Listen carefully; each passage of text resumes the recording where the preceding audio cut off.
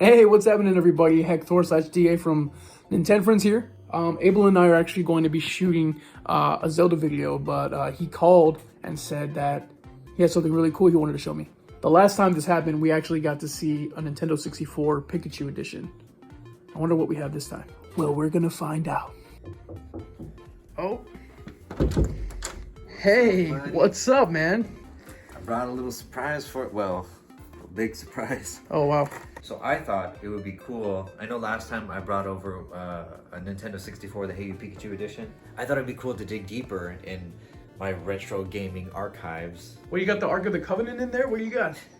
It's old enough to be the Ark of the Covenant. What I got here is, I'm gonna pull it out so that I can show you guys. Excuse me while I whip this out. This is an Intellivision. What? I don't know what this is. I've never seen this before. MATTEL Electronics. This came out in 1979. This was the direct competitor to the Atari 2600. So pre-Nintendo, pre-NES. But I forgot that we actually have one of these. Like my family owns one of these Intellivision systems, and we got like a ton of games for it too. So I was like, you know what? This has to be like shown off because this is literally like gaming history right here. But yeah, let me take it out and then we'll set it up. We can't actually play it though, but because we don't have we don't live in 1979. We don't live in 1979 and we don't have the equipment to like hook it up, but like I can still show off like what games we have. This should be in a museum. That's what it should be. This thing is what, 79? This is definitely 40 something years old.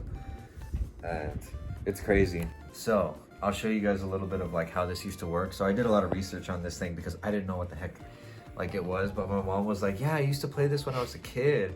And I was like, how? Where are the controllers? What do you do? Like, it looks like DJ equipment or something. It kind of does, but the way it would work was these right here are the controllers. So yeah, you had two controllers here that you would use, and you would use like a dial pad as like the controls for the game. Like you would input controls on a dial pad. What? And this right here you would like use to move around, and then you can also like press it. But like, obviously this was during, I did some research. The war. It was during the, what do you call it? The decline in home consoles, like around this time, the late 70s, early 80s. Yeah, the NES hadn't even come out yet. Yeah, this was when video game companies started to really like decline in popularity. People weren't really into Atari. Atari wasn't really doing that well. It was doing better than Intellivision, but Intellivision famously did not sell really well. And then of course, we didn't see a rise in the video game like industry until like the late 80s with, or mid 80s with the NES, the Nintendo Entertainment System. And that's when everything started to skyrocket. When Nintendo got huge, home consoles were suddenly like a big thing again. And yeah, that's when the whole video game industry was like revitalized. But this period right here with the Intellivision, the Atari 2600, it was during a time where like, it was very experimental, but it wasn't commercially successful until the NES came out. Right. But I have some games that used to go in here. I actually have a lot of games. Let's see them. One game that I have that I thought was super interesting, I don't have the case for it, like the actual cover for it, but we have the original Donkey Kong here for Nintendo. That came out in 1981. So that's what you meant.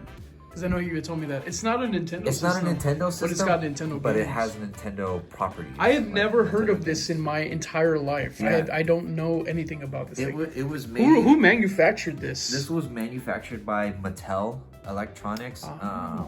In the, like I said, 1979 is when it came out in North America.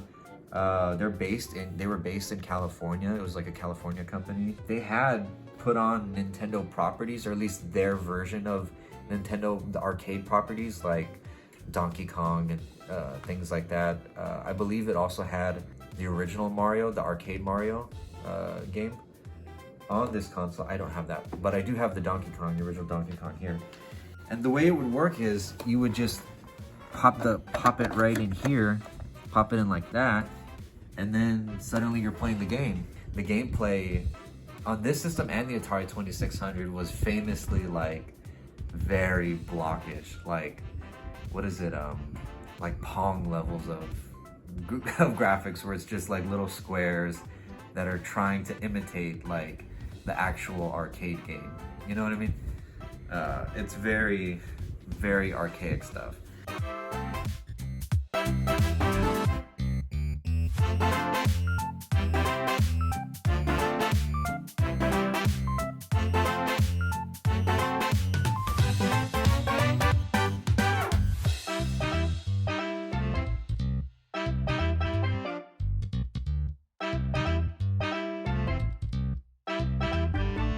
Thank you so much, guys. This is like a really, really cool surprise. So I appreciate it, man. Thank you for bringing it. And we're actually gonna go record our Zelda Game & Watch unboxing. So go look at that too. So thank you guys so much, and we'll see you on the next one. Later. Laters.